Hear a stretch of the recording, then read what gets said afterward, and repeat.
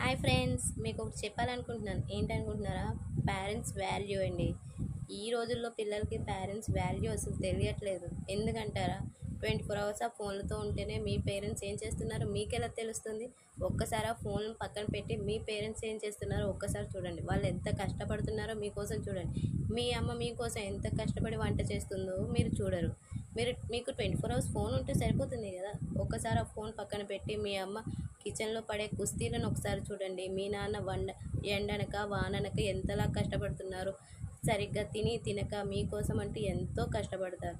నా కొడుక్కి ఈ సీట్ వస్తే బాగున్ను, నా కూతురు ఇతన్ని పెళ్లి చేసుకుంటే బాగున్ను, ఇంత స్థాయిలో వెళ్తే బాగున్ను అని వాళ్ళు ఆలోచిస్తే లాస్ట్కి మీరేం చేస్తారో తెలుసా?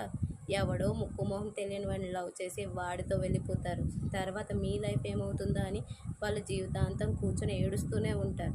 ప్లీజ్ దయచేసి అలాంటివి చేసేటప్పుడు కొంచెం మీ పేరెంట్స్ కోసం ఆలోచించండి.